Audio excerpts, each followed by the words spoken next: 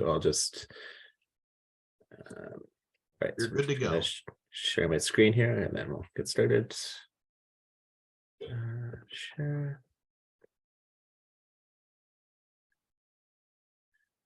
Okay. I assume everyone can see that. Yep. All right. So I'll get started. So yeah, talk about Philadelphia and Wilmington and the wild year in the Union Association in 1884.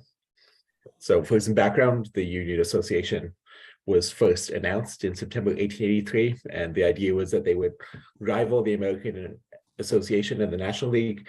And the main way they were going to do this is they put teams in, to rival. They put teams in cities that had clubs, and they also made the statement that they weren't going to respect the reserve rule, which had been instituted, I think, in 1880, and as part of the national agreement, which was signed prior to 1883, teams in the American Association, National League, and Northwestern League could each reserve 10 players on their rosters for the coming season. And Union was gonna, try and poach players from those respective lists if possible. The plan was for an 8-team league with 4 Western teams and 4 Eastern teams to have scheduling balance and make road trips a bit more cost effective and time effective, I guess. And the Keystones were one of the initial clubs to join the league, with owner Tom Pratt also acting as vice president of the league. So Tom Pratt, he was born in 1844 in Chelsea, Massachusetts. He had been a starter pitcher for the Brooklyn Atlantics in the 1860s. He made one token appearance in the National Association in 1871. He eventually settled in Philadelphia, where he became a very respected figure in the business community as well as in the baseball world. And he made his money in the paint business. I saw multiple references to that. I'm not sure exactly, what the specifics were there. And he was actually one of the initial investors in the Philadelphia Phillies in 1882 and for the 1883 season when they joined the National League. And it remains unclear why he joined the Union Association. A lot of the other people who ended up joining were motivated by spite, but with Pratt, that doesn't seem to be the case. And they died in 1908 in Philadelphia with basically his baseball kind of exploits kind of forgotten. I couldn't even find an obituary of him in 1908, just found some death records. There's a nice woodcut of him, I believe that's drawn during his playing days in the 1860s. And then we'll talk a bit about Keystone Park, just for geographical purposes. It was located at Broad and Moore, basically. So if you read the description, it's a square of ground from Broad to 15th and Moore to Mifflin. It's about 400 square feet. There's 2 entrances at Broad and Moore Street, and then the grandstand was located on the northwest corner of the lot. And the park was sort of built in March and April prior to the season. So back in those days, they could get stuff done pretty quickly. I don't have any details about the capacity of the park, but as you see, it didn't really matter that much. And so when we're talking about how the Keystones kind of decided to go about putting a team together, Pratt took a kind of unique approach to constructing the roster. He basically signed aged and potentially ancient veterans with name value in Philadelphia, quite a few of whom had not played regularly since the 1870s. And then he complemented the roster with young players from the Philadelphia Sandlots and from minor leagues, but it was very heavily Philadelphia roster. I think when the season started, there were 9 players who were Philadelphia natives on the club. And it's important to note that in the 1880s, Philadelphia was the capital of baseball in the country. There were dozens of strong amateur and semi-pro players in leagues. And if you look at just the amount of players who appeared in the major leagues in 1884, there was at least 80 Philadelphia-born players out of 640 players. And that doesn't include players who were not born in Philadelphia, but grew up in Philadelphia and all that. So Philadelphia was really kind of the center of the baseball world in 1884. So a few of the key players that were on the roster to start the season, we'll start with Levi Mayer, I believe how you say his last name. He was born in 1849 in Philadelphia. He was one of the first big stars in the National Association and baseball's first ever batting champion. He was a great hitter, but a terrible fielder. And that's likely why his major league career ended in 1877. He played a couple more years in the minors, but when he signed with the Keystones, he hadn't played professionally since 1880. And then he died in 1921 in Philadelphia. So he was, maybe a bit out of experience at the time the Union Association season started, but we'll find out what happens to him. Fergie Malone is another key figure on the club. He's born in 1844 in Ireland. He was another early star in the National Association. He was a very good defensive catcher and a solid hitter, but he had last played in the majors in 1876. Then he went to California. He played for a few years. He played in the minors until through 1879. But he was age 39 on opening day, and he was going to be the club's starting catcher and manager. And he died in Seattle in 1905. Billy Gear is not necessarily the most noteworthy player, but his story is bonkers, and so I want to talk a bit about that. He was born in the early 1850s in New York. We don't have his exact birth date. He went to Manhattan College, so he was college educated, and then he debuted in the National Association in 1874. And basically, his entire career is filled with dubious events. There's one event where him and a teammate stole a police officer's coat and his gun, and that's why his stint in the National Association ends. And he had bounced around the majors and minors. He had signed with the Keystones in 1884, but he had last appeared in the majors in 1880. And then post-career, he became the leading check forger in the United States. He traveled all over the country and even internationally. I found records of him in Argentina and stuff. He used dozens of aliases and spent multiple stints in jail, and he often spent stints in jail under those aliases. So he's a very difficult guy to track down. But with the help of Bill Carl and the Biographical Research Committee, we finally tracked him down in 2020. It turns out he died in Chicago in 1928 under the name of Bruce Barrington. He had been just released from prison a few months before and was staying at a boarding house. And he'd used that alias of Bruce Barrington in 1904 in Iowa. And so we made the connection that it must be the guy. And so he's just an interesting odd duck who played for the Keystones. More significantly for the club itself, Sam Buck Weaver, he was going to be the starting pitcher for the club. He was from Philadelphia. He debuted in 1875 in the National Association. He had some stardom in the American Association. He won 26 games and 24 games in the previous 2 seasons with Louisville. He was offered a modest $1,200 salary by Louisville, so he chose to jump to the Union Association. I think because of he was a bit older at that point in time, and maybe recognized his arm was kind of worried out that you might as well take the money. And so he's the team's big signing, and he signed a contract. I've seen the range from $1,500 to $2,400. What you'll find is a lot of the notes from the time tend to exaggerate player salaries to make it seem like the Union Association is breaking baseball, but a lot of the salaries are pretty middle of the road. And so his is pretty similar. So I expect it's somewhere in that range, but it didn't exactly break the bank. But he proved to be a bust for the Keystones, and he was on the majors by 1886. And oddly enough, when he died in 1914, all the obituaries noted that he was the original Buck Weaver. And so that was at the same time that the Chicago White Sox, Buck Weaver, later of the Black Sox, had started to gain prominence, but Sam Buck Weaver was the original. And then William Buster Hoover was one of the best players on the club. He was 20 years old when he made his professional debut in 1883, and he proved to be the Keystones' best player. He had 364 on the season, and I think his OPS was around 200. He signed with the Phillies later in the season, but he failed to reproduce the same results. And looking at his career, what you discover is he's kind of almost like a prototypical quadruple A player, if you know that expression. Basically someone who's not good enough for the majors, but he's too good for the minors. Because if you look at his minor record, he tears it up and then goes to the majors and just can't reproduce the same results. He died in 1924 in New Jersey. And then finally, probably the best player on the club who went on to the most significant major league career was Jack Clements. He was born in 1864 in Philadelphia, and he was 19 years old when he signed with the Keystones. He had been a semi-pro catcher locally. He was a big, husky guy. He was 5'8", but 204 pounds. And he had a very nice year as a catcher.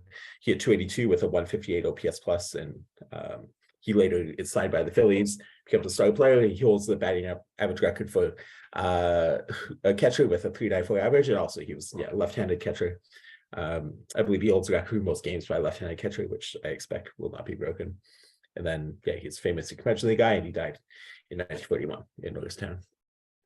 So if we look at, this is important to consider, if you know the history of the Keystones, you know what ended up happening. It's important to examine sort of what the finances were. There's an early season report of what the kind of anticipated expenses were. They had a salary list for about, of the 11 players, for about $1,400 to $1,600 a month. So that means the players were averaging probably between $100 and $150 a month. And then they have to pay out another $400, $600 per month in expenses. So for a 6-month season, that means they're paying out they have to come up with $12,000 to cover their expenses. And then there's also the additional idea that they have to, basically every home club is required to pay a $75 guarantee to the visiting club for each game played on the road. And so the Keystones would also have to pay out this money. And so for 56 home games, which is the schedule, that means $4,200. So that means $16,200 is what they need to just kind of break. They need to make that much on the season to break even. If you divide the gate receipts by that, basically they need to average about $300 to $325 per game in gate receipts. Tickets were 25 cents in the Union Association. So basically the club would have to draw 1,300 paying adult fans per game to cover the costs. And this sort of goes for the rest of the Union Association as well. Basically teams that drew 1,300 fans a game or more typically made money or broke even, and anyone who drew less typically lost money. And we'll see what happens with the Keystones. So some of the obstacles to the potential success were that the Philadelphia Athletics had just won the 1883 pennant. They had set a baseball attendance record. They were kind of the premier team in the American Association, at least, and definitely in the city.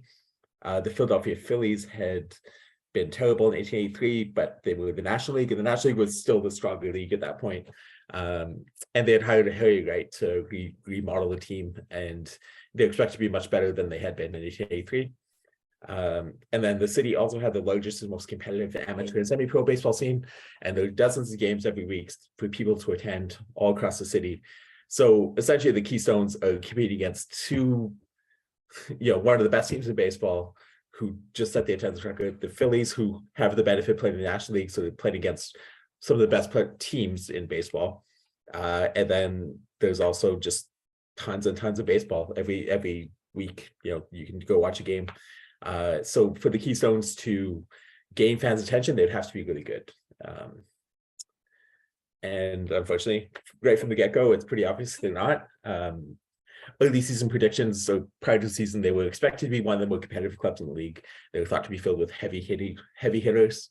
They made their debut on April 17th, 1884 against the visiting Boston Unions. There was a modest crowd of 500 fans, which is pretty disappointing since we know that 1,300 was the threshold to break even. Sam Weaver and Fergie Malone made up the battery, and the game was a total disaster for Philadelphia. 39-year-old Malone was unable to handle Weaver. He made 2 errors. He allowed 5 pass balls.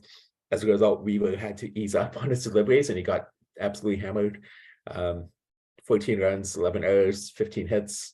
Final score was 14-2, and a totally demoralizing effort. So essentially, the team is really lacking in certain areas, and the decision to bring on these aged veterans was probably a mistake. Malone retired after the game, and he took on the role of field and business manager for the club. So that's his final major league game, was his opening day at catcher. Levi Merrill only lasts 4 games, and then he's released. And Billy Gear jumped the club after just 9 games to go join Brooklyn of the American Association. Another outfielder, Harry Luff, who was another kind of problematic figure who got a lot of trouble over his career. He was released after 26 games after pointing a knife on his manager. Buck Weaver never really got into shape and never really produced anything of value for the club. He made only 14 starts and put up a 5.76 ERA and 136 innings. And that's not to mention all the unearned runs along with that. The one thing the club did have going for it was it had some young stars in Hoover and Clements. Third baseman Jerry McCormick was kind of league average third baseman, and he's only 22. And then outfielders Joe Flynn and Bill Kienzel, they also were fairly productive, but the team just had no pitching depth. Weaver wasn't good. Jersey Bakley, who later went on to have some modest major league success, he was, I think, 21 at the time, and he was very erratic. He ended up leading the league in losses, earned runs, allowed walks, and wild pitches, and he was the best pitcher on the club. Yeah, and as a result, the club really didn't find an audience, and they were among the weakest clubs in the Union Association. The Union Association had some very weak clubs. The Keystones were among the worst of them. So as a result, there was this pitiful attendance. They drew just 500 fans on opening day. Early season games were between 400 and 700 fans. They drew as few as 100 fans, and on at least one occasion, they postponed a contest due to how few people were in the crowd. There's one where they claimed the weather was too poor to play, but both the Phillies and the Athletics played that day, and the local papers theorized it's because no one showed up.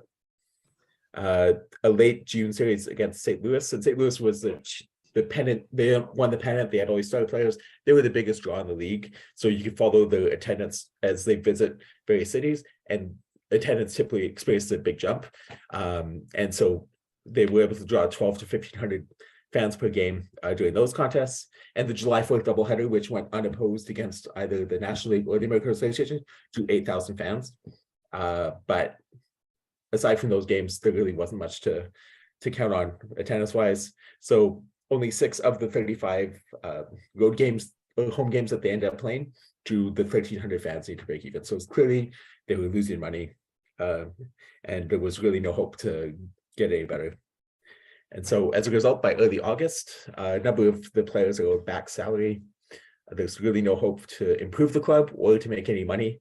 Pratt had lost an estimated $10,000 to $12,000, and there's still 2 months left in the season. And there was a lengthy Western road trip upcoming. Typically, the road trips were very expensive because you had to pay salaries, you had to pay all expenses, but the only income you were generating was the road guarantee, which was $75 per game. And so that wasn't enough really to justify going on the road if you didn't have money in the bank to kind of ease the expenses and the financial blow it would cost. And yeah, as a result, on August 7th, Pratt made the decision to disband the club. They had a 21-46 record. Both Buster Hoover and Jack Clements were sold to the Phillies as soon as they're disbanded, and this was to help recoup the cost of lumber at Keystone Park. And so as a result, this is sort of where Wilmington now comes in. And feel free to ask any questions about the Keystones after the presentation. Yeah, and so once they disbanded, that left the Union Association with 7 teams, and they needed to find a replacement. Both the Eastern League and the Northwestern League were in dire straits, and so that's the first place that Henry Lucas looked in trying to find a replacement. Wilmington was the top club in the Eastern League. They went 50-12, and so they became the top target because of the proximity to Philadelphia and the idea that they wouldn't have to change the schedule or anything like that in order to complete the season, and also the fact that Wilmington had lost $3,000 so far in the season, was looking for a way to recoup some of that. And so Wilmington owner John T. West, he agreed to join the Union Association under the promise that the league would cover the costs and the salaries for the upcoming Western road trip. And so the first game then was slated for August 18th in Washington. So if you think about it, that's 11 days from the last Keystones game to the first Wilmington game. So that's not a lot of time for all this stuff to go down. And so some of the risk factors in joining the Union Association for Wilmington would be that they lose the protection of the national agreement. Essentially, the national agreement ensured that players who are in organized baseball, their contracts would be respected. And so if you're the owners of the Wilmington club, now all of a sudden your players are kind of like fair game. So by this point in the season, the National League, American Association, other leagues were very aggressive in trying to poach players to the Union Association. And so also there was the issue that once they joined the Union Association, the Eastern League contracts were no longer valid. So all the players had to sign new contracts with the Union Association. And so that creates like this window where players could be kind of poached. So yeah, players might jump ship. There's a question of whether they could compete in the Union Association. They were the best team in the Eastern League. And it seems like, how could they be worse than the Keystones, who were pretty awful? There's also the issue of whether Henry Lucas can be trusted, because he's making some big promises here to get them into the league. But as earlier in the season, he had sort of forced Altoona out of the league by refusing to pay some of their debts and expenses to keep them around. So there's a debate about whether Lucas was the most trustworthy individual. So a bit about John T. West, who founded, who's the primary owner of the Wilmington Club. Born in 1850, he'd been involved in Wilmington baseball since the 1870s as a player and organizer. He was president of the Wilmington Club in 1884 and 1885. He had political connections, and he ran a cigar and sporting goods emporium. He died at a very young age in 1887, just a couple years later, in what was believed due to his weight. Even in his obituary, so it makes a little joke about his weight. And so, not to be politically incorrect, but just a thing that was part of his life and lifestyle. And so a bit about the Wilmington grounds is also known as Union Street Park. Is located at the southwest quarter of Front and Union Streets, for anyone who's familiar with Wilmington geography. And it was a semi-rural area on the southern edge of the town. And so Wilmington in the Eastern League, they were quite dominant. They were managed by Joe Simmons, who was a former National Association player. The club had been known as the Quick Steps, and you'll see, if you see on Baseball Reference in many sources, they're listed as the Quick Steps in 1884, but they actually changed their name to Wilmingtons in 1884. So I think they're known as the Wilmington Baseball Club, or the Wilmingtons exclusively that year. So if you see Quick Steps, it's a misnomer. They feature a number of former and future Major League players, including the Ole Nolan, the Casey brothers, Dennis and Dan, and then Tom Oyster Burns. And the team had a strong lineup with Dennis Casey hitting 370. And then the pitching was really excellent, with the top 4 players each posting sub 2 ERA in Ole Nolan, Dan Casey, Johnny Murphy, and Oyster Burns. They also had strong defense. And the belief was that, they're probably a stronger club than the Keystones. But because they were losing money, fans didn't show up to the games, in part because probably the pennant race was kind of already decided, but also it seems like Wilmington wasn't exactly a baseball hotbed in 1884, and so there wasn't as much interest as they would have hoped. And so we'll run through a few of the key players on the club. So Ed the Ole Nolan, he's a really interesting guy. He was born in Canada, but grew up in Paterson, New Jersey. He debuted with the Columbus Buckeyes, which was a semi-pro club, in 1876, and then he joined Indianapolis, and that's sort of where he became famous. The League Alliance wasn't a major league, but they were probably the top league in the country outside of the National League. And in 1877, he pitched 76 complete games, went 64-8, had 30 shutouts. He threw a no-hitter, and he had a 0.50 ERA. He became known as the Only Nolan, and so if you read about him the rest of his career, he's almost always exclusively referred to as the Only Nolan, which I believe comes from the world of magic, where there was a magician who became known as the one and only, and so it's sort of a corruption of that. He was a kind of troubled figure. He experienced a lot of suspensions for drinking, gambling, and holding out, so he never really lived up to that potential they showed in 1877. But he had a nice year in 1884 with Wilmington in the Eastern League. He went 1905 and had an ERA below 2. In the Union Association, he pitched well, but went just 1-4, but he struck out more than a batter in inning, which was quite impressive for the time. He settled down and became a police officer after his career and died in 1913.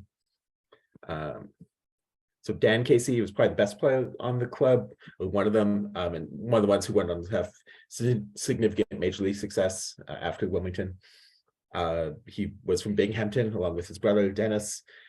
He went 10-2 with a 191 ERA in the Eastern League. After Wilmington, he joined Detroit briefly, and they went to start him with the Phillies, where he had a really great year in 1887, where he led the league in ERA, shutouts, and ERA plus, and he won 28 games. He played in the minors until 1899, and then he later claimed to the rest of his life that he was the inspiration for Casey at the bat. He based it on a game in 1887 where he had struck out with the base loaded, I think, in a come from behind when the team was down, and claimed that this was the inspiration for the famous poem, which was written in 1888. Although there's a lot of debate about whether that actually he was the inspiration or not. He died in 1943. Then his older brother was Dennis Casey. Forgive the blurry photo, that's the only one I could find of him. He was a really good hitter. He ended up joining Baltimore Orioles in the American Association, but he was let go despite his 129 career OPS plus because there's complaints about his base running and free swinging. He seems like a player who might be a better fit nowadays than in 1884. And then he also was thought to have inspired Casey at the bat, but again, it's a story of conjecture to figure out who actually it was. And then finally, Thomas Oyster Burns. He was another really talented player who was on Wilmington. He had debuted as an 18-year-old, so at just 19, he's in the Wilmington and Leeson League. He hit .337, and then he also went 7-2 with a 1.47 ERA. And then after his time in Wilmington, he joined Baltimore and went on to stardom with the pennant-winning Brooklyn clubs in 1889 and 1890. He led the league in home runs and RBIs in 1890. He was a difficult player to get along with. He fought with umpires and teammates alike. And in 1893, he stabbed teammate Tom Daly in the leg as a prank. It caused Daly to miss significant time. And I read one theory that it actually kind of helped knock the team out of the pennant race. And he's named Oyster because apparently he sold oysters in the offseason. He died in 1928 in Brooklyn. So we'll get to the first game for Wilmington in the Union Association. So Dan Casey, he faced off against the Nationals on August 18th. The Nationals were pretty bad, but they had improved immensely because they had finally acquired some decent pitching over the summer. And so they were actually playing 500 ball over the summer, even though they had gotten off to a terrible start. The game was a close, hard-fought contest. Wilmington rallied from a 3-2 deficit in the 8th inning and won 4-3. The club showed strong defense, timely hitting, and solid strong pitching. And so those were all the things that made them successful in the Eastern League. So it seems to have held over into the Union Association. They lost their second game by a score of 4-2, but it was another close game that could have gone either way. But after the contest on August 19th, two of the club's best players, Oyster Burns and Dennis Casey, they both jumped the club and joined the Baltimore Orioles. They signed for salaries of $700 and $600 respectively for the rest of the season. So that's basically $300 to $350 a month, and they would have been making about $150 a month with Wilmington. So that's sort of how it went. The teams were very aggressive. There's a lot of rumors about other players joining the Philadelphia Phillies and different things like that. So there's a lot of the Sharks were circling around the club trying to poach any talented players that might be available. So this is sort of where the downfall begins. So after they lose two of their best players, the club's kind of demoralized, and then just a bunch of bad stuff happens. So on August 21st, the club gets no hit by Charlie Gegas of the Nationals. On August 22nd, they lose their third game in a row, 14-0.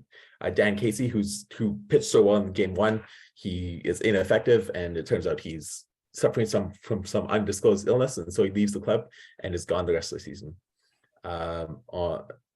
They traveled to Boston, but they failed to arrive in time for the August 25th game, so they lose by forfeit.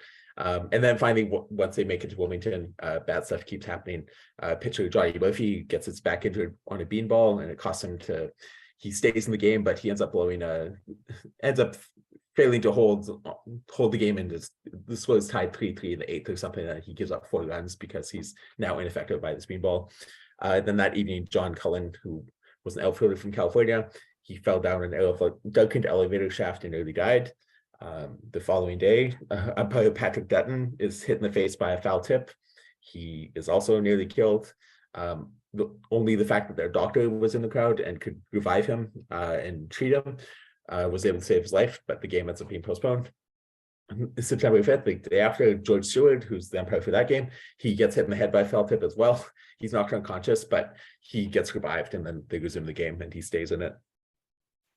So bad stuff happening, and essentially the club's also kind of disastrous on the field as well.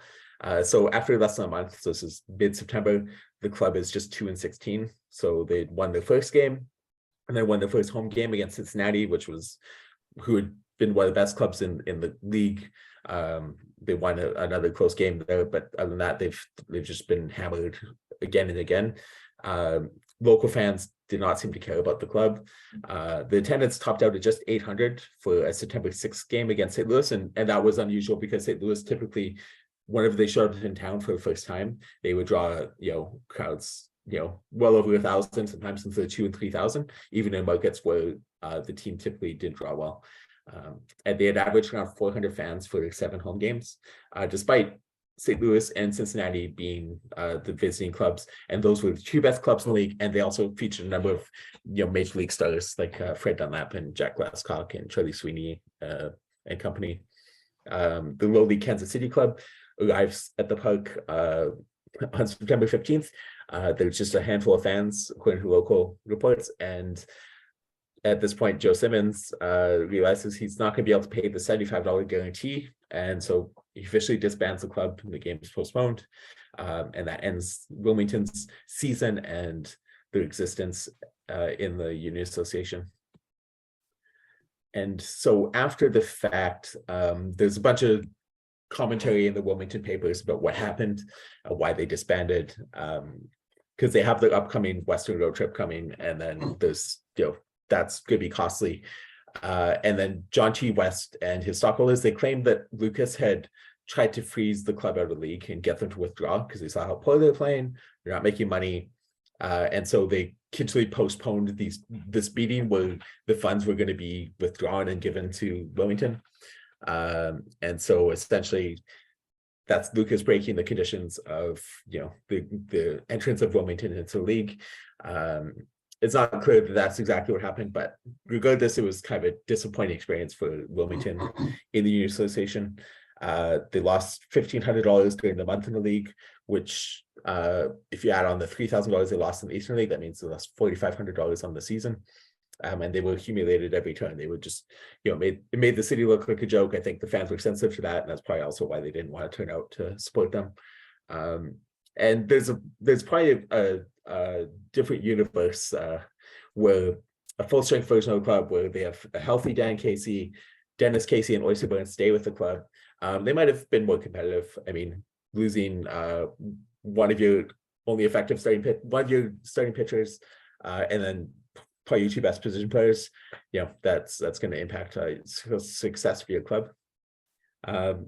But regardless of whether they succeeded on the field or off, the local fans just did not seem to embrace the club, and it ensured that the club was money loser. So even if they finished 500 in the Union Association, they still probably would have lost money on the season. And so the aftermath, Wilmington disbands, and they're replaced by St. Paul of the recently disbanded Northwestern League. And St. Paul ended up playing all of the games on the road. And so they have this unique distinction where they're the only major league club to never play a home game. And so the Union Association itself collapsed in January 1885 when Lucas betrayed his fellow owners and joined the National League. There were serious discussions for the Union Association to continue into 1885 as a Western-only league with teams in Detroit and Cleveland and all that sort of stuff. But once Lucas jumped ship, it spelled the end for that. John T. West was not dismayed and gave baseball another go in 1885. He put a new Wilmington club in a new Eastern League, but that club was even more disastrous, and they went just 2-22, and then they relocated briefly to Atlantic City and then just folded in June.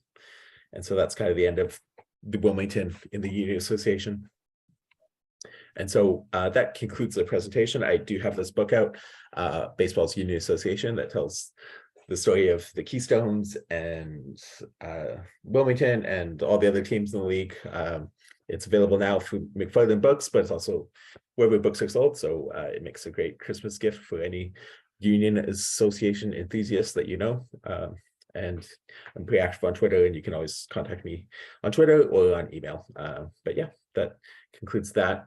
So I'll just close my, I'll stop sharing, and happy to take any questions or any comments or feedback, etc. Well, thanks, Justin. The Union Association doesn't get a lot of attention, and so it's nice that somebody like yourself actually gave it some attention. 230 something pages, if I'm not mistaken. Yeah, something like that. Yeah. And so that's great. And we do have a leadoff question here with Jack Morris, who can't doesn't have audio, but he asked, can you speak more about why Wilmington left the Eastern League after such a great season to go to the Union Association?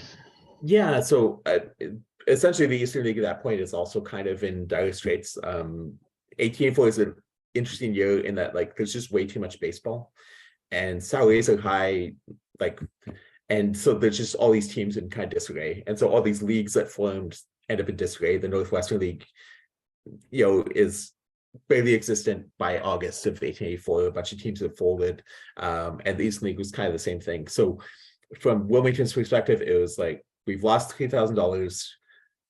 Maybe there's a way to make some of that money back in the Union Association. Plus, the Eastern League might not exist in a couple of weeks, and I think in fact, it did fold, shortly after. And so it's just the uncertainty of the league status, and then also just this last-ditch attempt to maybe make some money. Because maybe if we can get a road trip covered and fans find the Union Association novel and want to see St. Louis play or whatever, then maybe we can make some of that money back. So I think there's just that uncertainty that existed by August of 1884. Great. And where did you say the Keystone Ballpark was located in Philadelphia? Yeah, so it's at Broad and Moore, I believe. I've never been to Philadelphia, so I'm not as familiar with the geography, but yeah, Broad and Moore. Okay, and I actually think that's South Philadelphia, if I'm not Yeah, mistaken. it is. Broad Morris. Yeah. Broad Morris. And I think what's important to note is that's an extremely unusual place to put a major ball field in 1884. Everything else happens far north of the city. So having something like that in South Philadelphia is peculiar. Yeah, maybe it's the idea that they can appeal to that area of the city. I'm not totally sure though. Matt, the Keystones used to play at the parade grounds behind Wilmington Prison. Oh, okay. Okay. They played a lot in South Philadelphia early in the 70s. Maybe that's why because they chose the name maybe to hook him back to that and put it in that location for that reason. I'm not, yeah. That's interesting. Interesting.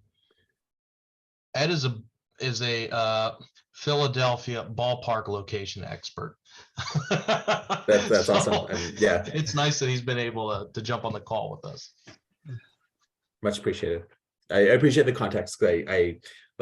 I don't know the city at all, so understanding I've tried finding players addresses and contextualize where they are in relation to ballparks and stuff, but just knowing that there's that sort of distinction, that's really interesting. So, and you mentioned early on in the presentation the number of players with Philadelphia connections. Was that in just the Union Association or Major League Baseball as a whole? That's all of Major League Baseball, but the Union Association kind of follows the same trend.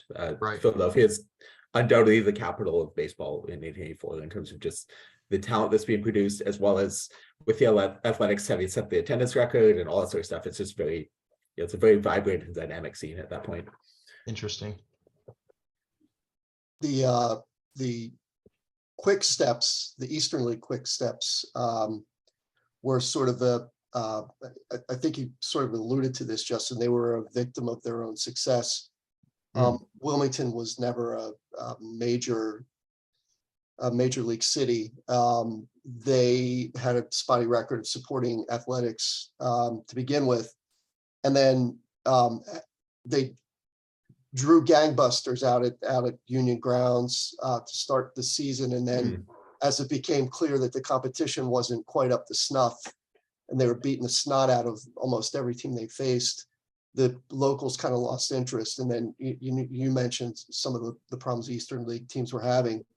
That really hastened their decline as the summer wore on and they started running away with the Eastern League pennant. And it was pretty much as you said, it's pretty much a no-brainer for them to move. But then it took them out from the protection they had. The Eastern League, they were an affiliate of what, the American or the National League? I believe they were connected to the American Association, but they were still under the. Right? I believe so, but they were under the kind of the guise of basically organized baseball. Kind of said Union Association, they're enemies, and so everything kind of went in that direction. So even all like major leagues were issuing like edicts that like semi-pro teams couldn't play against like union association clubs. So the Foley Club, which is an amateur club in Philadelphia, they play a couple exhibition games in the early season against the Keystones, and they're reprimanded. They're told if you play any more games against them, like you won't be able to play games against other organized baseball clubs. And so so I think leaving that protection is a big deal, because teams will then just try to take your players. An interesting side note about Union grounds. I live less than a mile from there.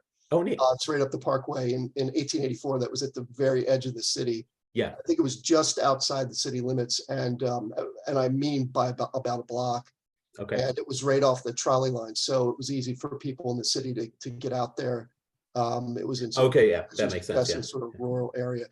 Incidentally, it's now in the 1920s. It became a housing development, and it's duly marked as the original location of Union Ground. So it has a historic sign there. Oh, that's very nice. Oh, that's very cool to hear. Yeah. So it's kind of well known. It's funny, when I was a boy, we used to play ball. They have sort of a parkway there along the in the sort of in the center of this neighborhood. Kind of unique development for a city development. I played ball right on the parkway. Never knew growing up that it was the original location of a baseball field. Hallowed ground, Yeah. Another thing about Malone, he was the manager of the Quick Steps the year before that, in 1883. At the very I think I've seen his name in like the and before in that week that the Keystones went under and the Wilmington Club was brought in, Malone actually visited Wilmington, and I think he had some sway with West to get that action. Oh, that's great. Neat. Okay, yeah. So he had a lot to do with that. But yeah, his baseball skills were long since over. I'm just astonished by the idea of like opening day 39-year-old catcher, who hasn't played ball in 5 years, like that'll work. It's just so bizarre to me. Yeah. What's even more bizarre is there are 2 Fergie Malone fanboys on this Zoom call right now. And just as an anecdote, several years ago, Jeff and John were able to place a headstone on Fergie Malone's unmarked grave. Oh, that's outstanding. Yeah. Now been recognized properly. And so that was a cool event to attend. And also, just a point of order, it's Levi Meyerly. That name can trip some people up. It was a while before I learned that. So Levi Meyerly. Much appreciated. Yeah. When I do the audiobook, I'll make sure to correct it. So. And I do have a question just to kind of prod along here is, like I mentioned earlier, nobody's really done a book-long treatment on the Union Association until you came along. So why were you the right guy? What possessed you to say, you know what, the Union Association, I'm going to be the expert? Yeah, so it's a bit of a convoluted story, but I joined SABR in 2016 because I wanted to write a biography of a guy named Bob McKinney, who played 2 games for the 1901 Athletics. He's not related to me, but I just wanted to do that. And then from there, I found a photo of him, and no one had a photo of this guy. And I learned about the Pictorial History Committee, and then started tracking down players who didn't have photos, built up all these case files, and then got involved with the Biographical Research Committee. Same thing, where it's like there's all these weird players who just no one knows anything about, and Union Association is filled with these guys. And so I became kind of obsessed with tracking down these obscure players.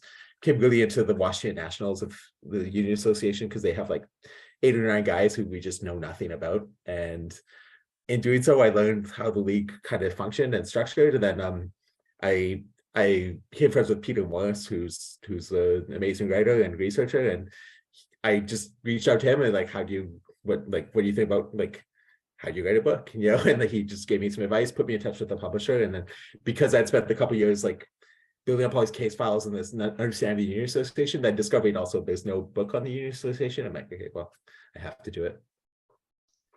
Fantastic. You finally put yourself over the edge and went for it. And Totally, I do have to order myself a copy, so I'm looking forward to read Much that. appreciated. Yeah. That's great.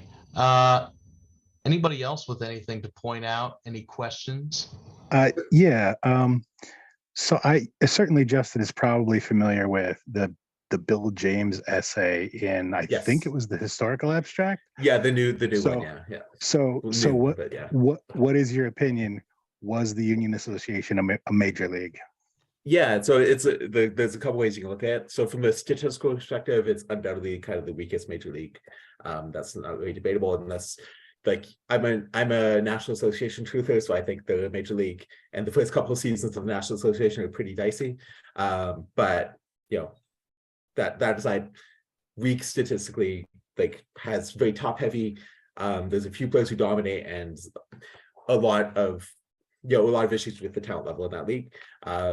But I think that's looking at the question in like one specific way. But from a historical context, I think like a couple of factors play into why I think it's a major league. Firstly, the fact that it was formed, it put clubs in major league cities. The major league really tried to crush it. Basically, the American Association expanded by 4 teams to freeze out certain locations and also put a new team in Washington to rival the Nationals, because they wanted to like put pressure on the Union Association, make it difficult. And then after the season, they basically encouraged or enticed Henry Lucas to jump ship and join the National League. So essentially, they thought it was if not a threat, at least a nuisance. And so there's not really any other leagues that exist that had that much impact on the major leagues that didn't kind of like obtain major league status. So I think the fact that how the American Association actually responded, that indicates that there's something there. And then secondly, from just how baseball has been historicized, over time, Union Association has always been part of that story. Al Spink, who founded the Sporting News and was the St. Louis native, he later claimed to be a secretary for Henry Lucas in the 1884 season. I haven't found contemporary evidence of that.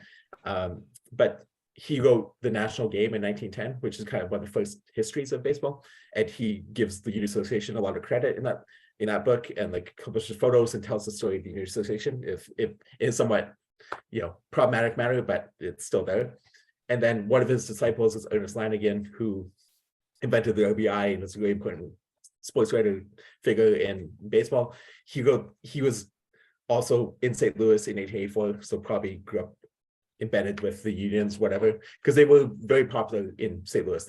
They drew exceptionally well. Like they didn't draw was the Brown Stockings, but they were very popular. And in 1922, when he writes the Baseball Encyclopedia, which is the first baseball encyclopedia, Union Association is credited in the same way. It's treated kind of with equal, respect to other. So when St. Louis with the pennants, the Maroons pennant is right there. And so those two things sort of pave the way for all the research that comes after. So when Lee Allen is researching stuff and all that sort of stuff, and when you develop the Macmillan Encyclopedia, it's building off of the fact that the Union Association has always been considered a major league, like, so in 1969, it's just like, well, we'll continue doing that. And all the arguments about the team instability and like lack of experience of players, like you can apply that, like the American Association in 1882, like had almost 0 players with major league experience in it prior to that season. And then, every, like the 1876 National League season, like New York and Philadelphia both like quit, rather than go on a road trip. And so you can find examples where teams didn't complete seasons, or there was player team movement and like dysfunction in like all throughout 19th century baseball. So, the Union Association is no different than that. It might be a little bit more of an extreme example, but yeah. So statistically, very weak league, no argument about that. But historically, it's just always been kind of treated as a major league. So I see no reason not to continue to do so. That's interesting. I was just, like you do, I was reading along with a Facebook argument about, the really recently released, what's her name, Griner. Brittany Griner, yeah. Yeah, Brittany Griner, and about how she has to go to Russia to make money, and how the WNBA is losing money all the time. And one of Matt Albertson's friends, our friend James Robinson, came in there and he said, yeah, well, sports leagues, when they are just getting started, have fits and starts, and teams do well and do poorly and fold and move cities, and this happens all the time. But nowadays, with television money and internet money and all these eyeballs on it, like there's just not the opportunity to just sort of dip your toes in for one season like the Union Association did, and they go, you know what, we're out. We don't have the money to run with the big boys, and that's it. And it just, well, we tried it, didn't work, whatever. So I feel like it's because of some of the costs up front that you face with sports nowadays. Like if somebody wanted to do maybe lacrosse is a bad example because it's too regional, but if you wanted to do a curling league or something, you know, you'd have all these costs. You'd have to have big time money before you even started. Whereas these guys kind of didn't, you know. There's an empty lot at Broad and Morris where the Keystones used to play. Let's buy a bunch of lumber and hire a bunch of guys to build some stands. Done. Yeah. And well, like the Altoona Club, like they're run by a pharmacist, you know, like it's like there's no money there, you know. But Henry Lucas was legitimately a millionaire. Like he received an inheritance of $2 million in actual like 1880 money, you know. So he had money, but you know, the situation varied from city to city. Interesting. It was excellent explanation. Thank you. But you know, I would add here that carries forward because when you were talking, Jeff, about different clubs, that carries forward into the 20th century, into the minor leagues. Yeah. And I've done a lot of research on Southern minor league teams. And when you look at the Eastern Carolina League and the Carolina League, so many of those teams and leagues only lasted a very short time. Yeah. And teams were constantly going under. Yeah. And you know, you wonder if the same kind of egos and I don't know, those kinds of things were at play then, and I'm talking here about 1909, 1910, 1911, that were playing back in the latter part of the 19th century. That's carried forward into the into the late 20th century and into the 21st century. So yeah, I was just gonna say, look at what they've just done to the minor leagues. You know, they've basically made it like it's a barrier to entry. You know, if you can't have a facility above whatever a certain standard of excellence, goodbye. There's the road. We don't care. We don't care that Hagerstown's been in this South Atlantic League for 80 plus years. Bye bye. They don't care. Yeah, but that's Major League Baseball back in the early part of the 20th century, and in the era that Justin's talking about, there weren't those overarching national organizations calling the shots. It was more a kind of local thing. Yeah, seat of the pants. What's that? Yeah, 100%. Yeah, by the seat of their pants. Seat of their pants. But the other thing that I thought was interesting too was the way in which players were constantly jumping to other teams. That's so apparent in the minor leagues in particular, and especially in the early 20th century. You know, I was doing research. You know, I was collecting baseball cards and wondering why these guys didn't show up, why they weren't, you know, in baseball research, and they were jumping teams. And then I started finding photographs, and you know, they would be on a team photograph, but they would never be in a game. It was just constantly jumping. I did want to ask about that also. Justin, you said about how that the Eastern League was sort of affiliated with the American Association, whatever. Like I had thought like most minor leagues at that time were like independent, like the clubs could come and say, I want to buy Oyster Burns and I'll give you $5,000 for him or something. Yeah, like they weren't affiliated. Like there was no. It's not like minor league like farm team kind of stuff. Right. It's more like so prior to 1883, the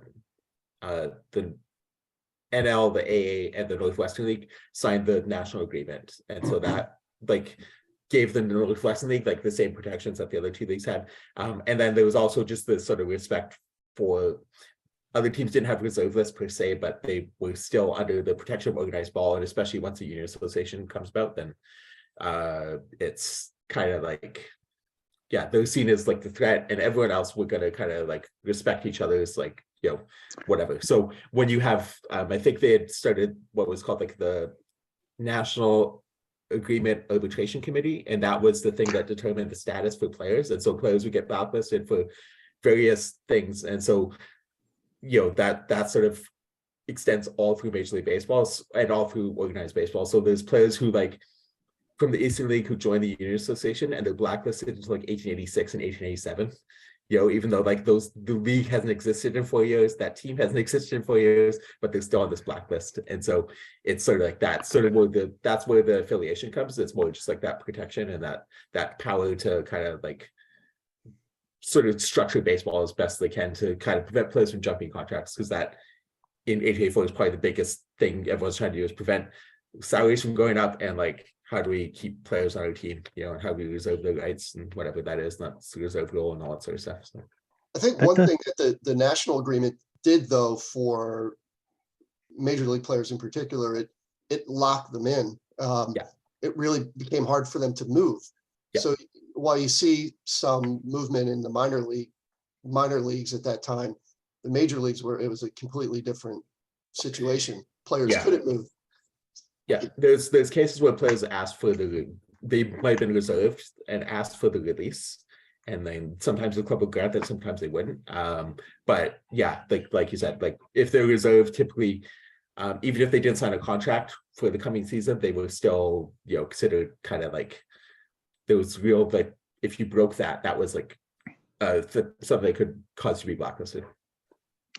That puts an interesting color on the Oyster Burns and Dan Casey defections, right? Yeah. Because they're playing in the Eastern League. As far as they know, they're in the Eastern League and they're in an affiliated situation, and they had this contract, and they are committed to not jump the team, right? Yeah. And then their owner of the Wilmington club says, forget it. We're going to try and make some money, and we're going to go with this union association. Yeah. And then you'd have to think that someone from a National League team or an AA team comes along and says, guys, like, look, we know that your owner did this and you didn't have anything to do with it, but do yourself a favor, come in with us and you'll be able to play in our league next year. If you don't, you're probably going to get blacklisted out of here. I would imagine that there's probably a whole story in there. Yeah. So the distinction is like interesting, because what I noticed is like there's players who signed with the union association. If you weren't reserved or part of a club, there was no penalty if you went back to a league. But if you'd been like blacklisted, so Jersey Bakley, who played for the Keystones, he plays for 3 clubs. He ends up with Wilmington. He ends up with Philadelphia, Kansas City, and I can't think of the other one. But he had signed a contract with the Littlestown, Pennsylvania club prior to the season, and because he had signed the 2 contracts, there's a point where when Charlie Sweeney signs with Philadelphia and the Keystones disband, that Providence wants to sign Bakley to be the pitcher to spell Old House Radbourne, but he can't because he's been blacklisted by this like obscure league that I think by that point had folded.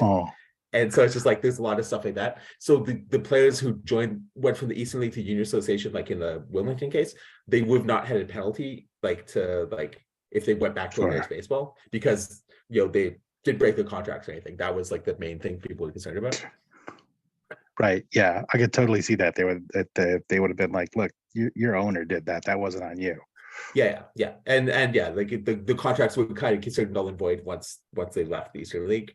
And so that's why those 2 guys jumped. There's always rumors that a bunch of other players are going to sign with the Phillies. A lot of them ended up signing with the Phillies after Wilmington disbands, but there's rumors throughout the Wilmington's entire time in the union that like Andy Cusick and Charlie Bastian are gonna jump ship, but they end up going after the club folds. It's interesting. It's always about human interactions and incentives, and totally. You know, it's totally what it is. Yeah. Justin, you mentioned about what the local media thought of Wilmington towards the end of their run, but what was locally the reaction in Philadelphia with a third major league team? Yeah, so that's interesting because that's like one of the big stories like throughout this year is like how different cities handle like the union association. And so like in Cincinnati, like Cincinnati Enquirer, like the owner of the Enquirer is a part owner of the Union Club. And then OP Kaler, who is like, he's involved with the Reds and he's the sports writer for the Cincinnati Commercial Tribune. And he is like the most vicious critic of the Union Association. It's like really funny, some of the stuff he says about the unions.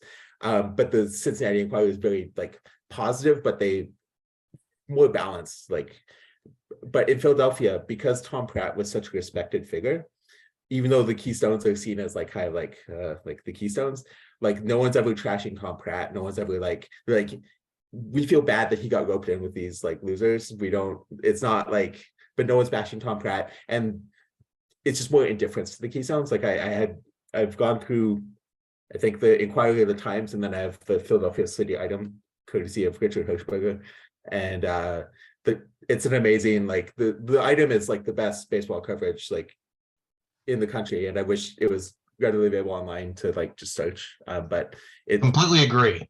But they're like really like even-handed about it. Like they're kind of like mocking the Keystones, but they're always like, Tom Pratt's a cool guy. We like Tom Pratt, but those Keystones are very good. But they just kind of become an afterthought, less so than other cities where there's actively like people either being really pro-union or like antagonizing them. So in St. Louis, it's the same thing where there's a bunch of Henry Lucas has a lot of respect in St. Louis, and so none of the papers are really that negative about St. Louis and the Union Association, but some are super positive, and like clearly Lucas is just telling them what to say and stuff. How were the Keystones able to? How were they able to promote their team, given that they're their newest team of the three? How are they able to try, even though that they did not finish the season? What are some of the things that they did to try to promote their team to get people to come out to the ballpark? I mean, I don't think they did a whole lot other than just it's this idea that like, I think the main thing they're trying to do is like, we have a bunch of Philadelphia players, come see your old favorites and new young up and comers. So it's like appealing to that hometown loyalty that might have existed or may have not. And then there's like, you know, in the newspapers, you just see like the typical ads for like Keystone game, come to Keystone Park, and you know, game against the whatever Cincinnati Unions, and you know, but it's not like there's not like a ton of like extra effort put into it. And Tom Pratt doesn't say a whole lot like throughout the season, whereas other owners, some are very vocal, and like Tom Pratt, you don't really get a lot of sense of what he's doing other than people think he's a decent guy who is just in over his head. Yeah, so I think the main draw was like hoping that like people will come out to see people born in Philadelphia play baseball, and then the hope that they're good. But in a city that's as competitive as Philadelphia was in baseball in 1884, like that's not gonna work, you know, because like there's so many options. Like if you think about nowadays, like how fragmented the entertainment and sports world is, like it was like that for baseball in 1884. Like you did not have to have any allegiance to the Athletics or the Phillies or the Keystones. You could just like your local team and watch 3 or 4 games a week, you know, for your local team. You know, like there was just so much baseball that wasn't the Keystones. So they're kind of over their head, even though the population of the city could probably support 3 teams maybe. But as we see, I'm spoiler alert, but I'm writing a book on the 1890 Philadelphia Athletics. It's my next book. And same issue there, where it's just like 3 teams in one city is probably too much. Yeah. You mentioned toward the ends of the Keystone run that ownership needed to try to cover the cost of Keystone Park. I know earlier in the presentation you mentioned the description of where Keystone Park was located. In your research, was you able to find the cost of how much it was need to be done to build Keystone Park, and were you successful at all in finding similar research in some of the other ballparks around the Union Association? Yeah, I didn't find specific details about how much Keystone Park costs. I know that I think Jack Clements was sold for $500, and specifically to cover the lumber costs at Keystone Park. So that's one thing. But yeah, like different parks. So in St. Louis, Henry Lucas was trying to compete with the Brown Stockings and Chris Vondraw. So he, I think, invested something like $15,000 in the park and trying to emulate that same sort of Beer Garden's like, really state-of-the-art kind of entertainment center kind of vibe. And then a few other ones, there was, in and around that range, but like, I didn't find anything specific for Keystone's Park. Interesting. Very interesting. Very cool. Oh. I'll put in a plug for a book on the, not my book, on the Wilmington Quick Steps. Oh, that's a great book. Yeah, by Yeah, John Springer. Yeah, that's wonderful. I met John when he was doing his book signing. He's a Long Island guy, and he came down to Wilmington to promote the book and had a nice conversation with him. It's a really quick, fun read. It probably takes as long to read the book as the team existed, but it's a good read. Yeah, and so there's a chapter on Wilmington in my book, and it's heavily inspired by the stuff I learned from his book, because like there's just so many crazy stories that just happened to this political club in the span of like under 4 weeks. Yeah, and to piggyback on Wilmington, St. Paul, they were actually, I remember St. Paul and Wilmington, they were BRJ articles in the early 1980s. So yeah, I don't know if you had a chance to look at that as part of the research, but yeah, I tried to cover whatever I could to build sort of the knowledge, but what you realize is that like sort of the Union Association narrative just comes down to like there's a few specific things that people talk about. It's like Henry Lucas, Molinos, like league quality, and like Altoona, and like Altoona is really interesting to talk about. I have a good chapter on Altoona as well, but it's like the knowledge, having access to the newspapers, and like newspapers.com is like, I hate the new design, but they were a godsend. They just made this all possible, it's like that genealogy bank, just having access to search all the stuff and like be able to compile. It's incredible. I like the amount of stuff that people were able to accomplish without, these sites is astonishing to me. But, like that we have this now is just an amazing tool to go back and like really draw from tons of different sources to really like get the fullest record possible. I try to, my book's like has tons of citations, but it's like I tried my best to create the fullest, most well-rounded story I could about it, and also dip into each team because I found that really interesting. Like, so very about the Kansas City Cowboys was really, really fun, and there's just a lot of weird stuff happening there that doesn't really get talked about very much. But yeah, I've come across a lot of those articles. There's a very good one on Altoona that I think was a SABR presentation or article a few years back, and it's like people doing like some very good nuts and bolts work on this stuff. It's very helpful and influential for me. Were the Keystones considered one of the younger teams in the league, with a variety of players that they had tried to bring in? I think they were sort of in the middle of the pack. Like they sort of followed. So oddly enough, Boston does almost the exact same thing, but the excuse is that the club enters league on March 17th, and so they have to build a park and fill the roster by April 17th. And so they end up signing like Tommy Bond and Lou Brown, and like Tim Murnane becomes the manager. And same sort of deal where those guys hadn't played ball in a long time, but they could still play. And then they signed a bunch of like rookies off the sandlots, and they did the same thing. But Boston ends up actually being a really good team in the league. They end up finishing fourth, I think, but they were over 500 and like surprisingly successful. And whereas Philadelphia did the same thing with more time, and they just they stunk. So I think it's a mix. In terms of age range for young and old, it's hard to evaluate. I haven't done the statistical analysis on like who the youngest team on opening day was, but I think they'll probably be in the middle of the pack, just given that they have so many young players, but so many old players as well. So it's probably like right in the middle. Because the reason why I wasn't sure, Justin, was because they were actually 3 teams in one. So I wasn't exactly sure, considering that they didn't finish the season. Wilmington didn't finish the season. St. Paul was able to finish the season to a certain degree. I was just curious in an aspect, given how some of these teams had to use all these creative methods to try to put a team together, and that was considered probably a lengthy period of time. Yeah, so the Kansas City is interesting because they join in early June, right after Altoona gets kicked out. Kansas City, so they play their first game on June 11th. So they basically have like 8 days to put together a team. And so Lucas loaned some players from his like amateur club, and then like they signed some random players in the Midwest, and then that starts their journey. And they end up using 51 players on the season. And they play I think about 70 games, and they are basically chilling through whoever they can find, like anyone who has a pulse, they will try out and see what happens. And Washington Nationals do much the same. The manager, Mike Scanlon, he was like kind of a cheapskate, so he cut the salary at the start of the season from $14,000 to $7,000. And so Washington ends up being one of the most profitable teams in the league because they drew pretty well. They kind of stink, but he just would find whoever could breathe and put on the ball field and see what happens, and then go from there. So yeah, like there's different.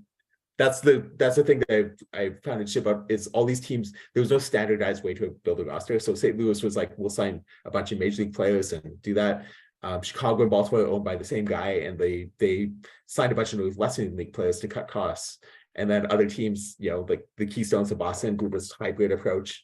And then Altoona joined as a minor league club. They were supposed to play in the Interstate Association, and that league fell through. So like, well, we'll join the Union Association. And they had one player with major league experience on the roster, and they were terrible. And like that's a big issue with the league, is like if there had been an approach to like every team's gonna try and sign players in this way, control costs, whatever, they might have been a path forward. But when you have like one team who's willing to spend whatever it takes, and another team who is really trying to do it as cheaply as possible, you're going to have with big disparity. It's kind of, I'm sitting here listening to this conversation, and it's really interesting.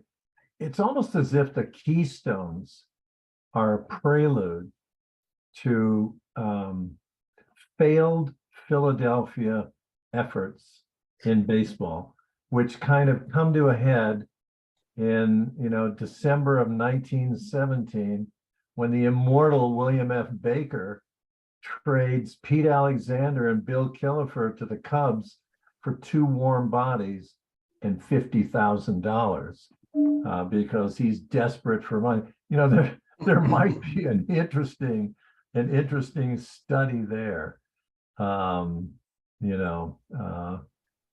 It just, and of course the Phillies spent a lot of years not winning. Bad management and bad ownership. Yeah, to go from 1883 to 1980 without winning a World Series, right? Like that's, that was a long time. Yeah. And of course, Connie Mack sold more than a few of. Oh my God, players. Connie Mack. Athletics. His famous $100,000 infield. The original pump and dump. Oh my God. Yeah, no kidding. He'd be on NFTs nowadays. Yeah. So, Justin, thanks very much. I've got to say good night, and good night to everybody else, and have a happy holiday. And Matt, seeing you sitting there smoking your pipe takes me back to my first year as a graduate student, when I would sit around and smoke a pipe and think that, boy, I was really smart. I'm in graduate school, So Thanks for the anecdote. Yeah. God bless you. Okay, everybody, have a happy holiday. Thanks, Mike. Yes, nice to meet you. Thank you. Cheers. Justin, I wondered if you might comment a little bit more on disparity between quality of players between major league clubs, and of course we're including the Union Association, and non-major league clubs. Like we talked about Wilmington being so good in the Eastern League in 1884, jumping to the Union Association now. Of course, what I love most about the 19th century is everything's like a cartoon. They went through so many bad things. It seems like it's a Hanna-Barbera production. But and again, one more example before I let you jump into it. Sure. In 1882, the Phillies League Alliance Club did so poorly against National League opponents, yet did very well against outside teams. And they're kind of in a middle ground. So I wondered if you might be able to comment on that talent discrepancy. Sure. Yeah. So like, first thing is like, I think every club in the league at least produced some like future major league talent. Like Altoona had Jeremy Smith, who went on to become probably the best defensive shortstop of the 19th century and had a really long career.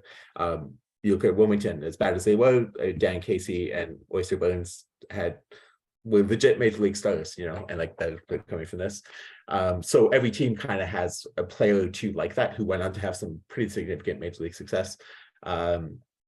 So that's one thing. And then the other thing is like there's only a handful of games that Union Association clubs played against outside clubs. So at the end of the season, St. Louis and Cincinnati both play games against the Louisville Colonels, who had finished in third place and were like one of the best teams in the American Association. And they split those series. So it's like the St. Louis and Cincinnati were the two best clubs in the league. And by the end of the season, they were pretty much equal. And then oddly enough, so the Chester has a club in the Keystone Association to start the season, but they had signed dates with Union Association clubs. And when the Keystone Association folded, they ended up playing games against clubs in the Union Association. So I think in June, there's a game where Al Mall pitches for the Keystones. He's 18 years old. They lose to Chester. And so Chester is like a semi-pro club at this point. And then in the final game that Wilmington ever plays, because they play the last major games on the 12th and the 13th, they go to Chester and they beat Chester. And so like how bad are the Keystones that they're like losing to like, you know, like the Chester, Pennsylvania club. And Chester had a really good baseball scene at that point in time, but you know, still like, and then Wilmington beats them. And so like, that's kind of like gets a sense of where they sit on the pecking order. But yeah, it's, you know, like there's every team in the league is kind of top heavy and like, you know, like this, every team has significant holes, but this also holds true in the National League and American Association. Like all those teams kind of have, it's really tough finding enough ball players to fill a roster and do it consistently. And you find teams that like, I think the Colonels, they end up finishing in third place. Guy Hecker wins 53 games. And all season they play a first baseman named Jumbo Latham, who I think hit like 145. And he's the reason they probably lost the pennant. And it's like, they couldn't find a better guy than this, you know? And it's just the way it worked, you know, like every team, most teams just had holes that they just couldn't fill or didn't want to fill. I don't know. Justin, I missed the beginning of your presentation. I got here late, but could you explain why Pratt left the Phillies to start the Union League Club? Oh, I don't have any good intel on why that happened. Yeah, I don't have good intel on why that happened. There's not really a lot of anecdotes going on about what his thinking was. My expectation was maybe he just thought it was an opportunity to make money. I don't know if he had any dissension with the rest of the Philly owners, but yeah, he was involved and chose to leave to do this thing and then lost a bunch of money. So yeah, I don't know if it's a tribute to his business sense or what. So yeah, originally there were rumors that the Union League Club was going to be an affiliate of the Phillies, like a undercover affiliate. But okay, yeah. I think because when the Eastern League forms, they're called the Union League to start, and so there's a lot of confusing notices you find where the Union Association Union League are being interchanged, and so it's hard to tell what is what. So you have to like suss that out a bit. All right, thank you. One point I wanted to maybe mention in the context, Justin, of what you were saying and Matt's question. When we think about these players that were playing in the Union Association at this point, it was 18, 19 years prior that baseball really started taking off as a national sport. So we're just at this point, just starting to see the first generation of people who were really brought up in the sport. Yeah. Yeah. Oh, definitely. Yeah. I think that's a big issue, and that there's still like lack of talent. The pool was kind of still small. The pool is tiny because it's almost entirely concentrated in the northeastern United States. And if you think about it, there's 33 major league teams in 1884 that see play, and you know, like 600 players. It's like that's still the record for major league teams this season, depending on how you feel the Union Association, but it's still the record. And where do you find talent? And so I'll close with this because I have to get going. But initially, I want to call the book after this anecdote, but there's a player for the Washington Nationals he's an outfielder. His last name is Carroll. That's all we know about him. But this is an anecdote that one of his teammates tells later, because he plays 4 games for Washington and disappears. but one of his teammates is talking about this exhibition game they're playing against Georgetown University, and before the game, like this guy turns to the captain, Phil Baker. He's like, "Where's left field, Mr. Baker?" And like that's the kind of players that are showing up. And so I want to call the book "Where's Left Field, Mr. Baker," but the publisher is like just calls something that's simple and direct. But that's as much the inspiration for this book as anything. So, but I have to get going. My apologies for cutting this short, but I really enjoyed this. This was wonderful conversation. And if you have any questions or comments or anything you want to say to me, I'm findable. So please get in touch. I'm more than happy to talk about this. So thank you so much. Great. you. Thanks a lot, Justin. Really appreciate you jumping on and spending an hour and a half with us. This is the Thank you, longest. Justin. This is one of the best conversations we've had on this. So this is great. So, this is the longest conversation I think we've had on one of these baseball Zooms. So wish you the best, and yes, thanks again. Thank you. And Sold some books. Thanks. yes, thank you. And go Eagles. So, yeah. I'm sold. Yeah.